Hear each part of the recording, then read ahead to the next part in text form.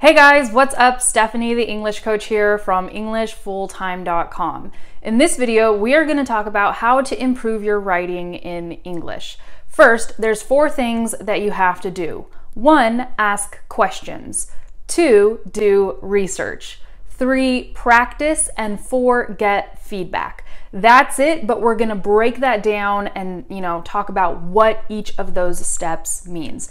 First, ask questions. This is the most crucial part to improving your writing. You have to know what good writing is. So start by asking questions. What are you writing? What are you trying to improve? What's lacking? Who is your audience? What are the expectations of the people that are going to be reading your writing?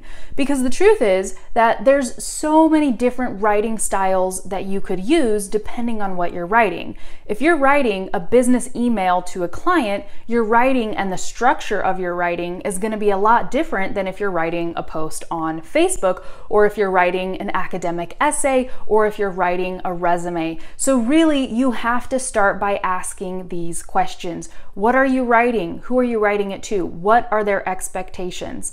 Then it's time to do research.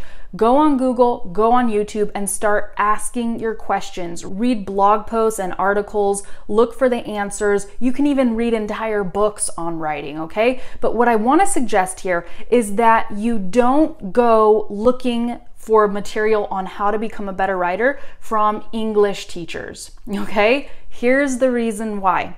English teachers teach English. They teach vocabulary, they teach phrasal verbs, they teach, grammar, but they are not experts on writing. If you want to make a blog in English, for example, an English teacher can't show you and tell you how to do that successfully.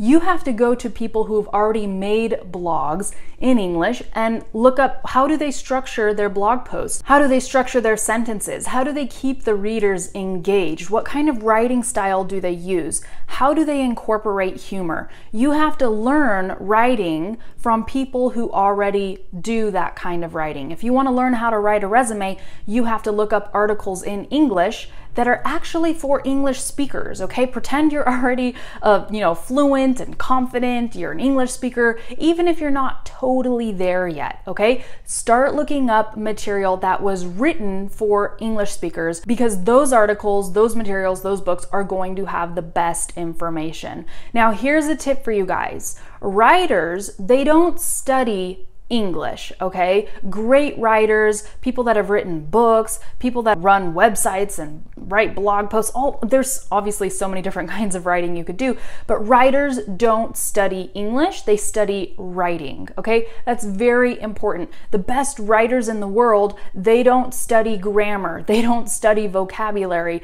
they study more writing from other great writers. So if you want to improve your writing, you have to study good writing, okay? You have to analyze it, you have to break it down. You can't just get tips all the time, because sometimes even if you get a tip and someone says, hey, your sentences need to be clear, that's a great tip, but what does that mean? What is a clear sentence? What is a sentence that's convoluted and not clear?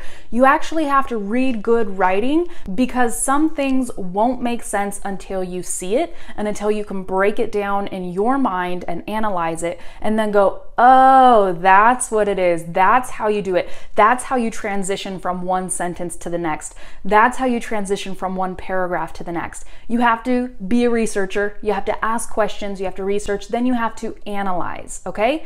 And then the next step is practice. You won't improve your writing if you don't practice. But now, at least, you know what you're writing, you know who your audience is, you know what their expectations are, and you've researched what good writing is, you've looked at examples, you've broken them down, you've analyzed them, so now it's time for you to implement everything that you've learned, okay? And you want to basically make your writing look, sound, and feel like the writing that you've been studying, okay? So practice, practice, practice. And then you need feedback. You don't just want to ask your friends, though. You don't just want to ask some random English speaker that you know, that you work with. You want to ask somebody who understands the type of writing that you're doing. So let's say you are preparing for the IELTS exam. You can't just go to anybody, even if they're a native English speaker and say, hey, what do you think of this writing? Because honestly, writing is a skill that people work to develop. And just because someone is a native English speaker, for example, doesn't mean that they understand how to write and, you know, who your audience is, what's expected, etc. So you need to get feedback from someone who knows what you're doing, why you're doing it, what the goal is, what the expectations are, because then they can say, oh, look, this is a professional email that you're trying to write, and this phrase that you used here, this isn't very professional, and this is why.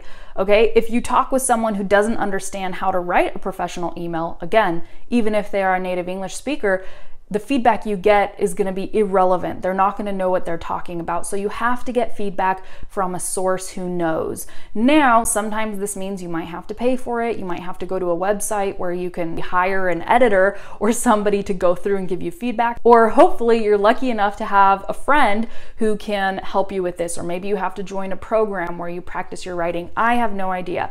But that is basically how you do it. That's how anyone and everyone improves their writing. That's how I've improved my writing.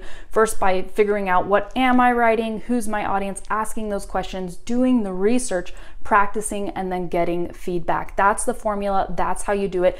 Just remember that there's so many different types of writing out there, so you need to pay attention. And there's different ways of structuring writing depending on what you're writing. There's different tones that you can use in your writing, and a tone is created by your word choices and by your sentence structures. So as I was saying, there's different tones you can use depending on who you're writing, what effect you want your writing to have on the audience.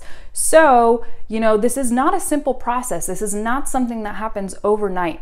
But as long as you are being strategic about it, you can improve your writing relatively quickly. You just have to know what good writing is, and what are you writing, and who is your audience, and then do the research, figure out what you have to do to get to that end goal. Look, grammar is a part of it. It's obvious. You need to understand grammar, but guess what?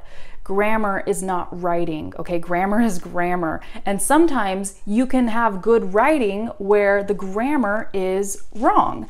And that's part of the writing style. Sometimes that happens. In the famous book, The Adventures of Huckleberry Finn by Mark Twain, okay, that's one of the style elements of that book. In the dialogue where the people talk with each other, you know, the grammar is totally messed up because it reflects how people would talk in that time period, in that era, etc. So that's a kind of random example, but you get the point, right? That writing is different, you know, everywhere depending on what you're doing. So hopefully this video was helpful. For those of you who know nothing about writing, I know these tips are really going to help you. For those of you who kind of already know a lot about writing, maybe this stuff was obvious to you, and that's good.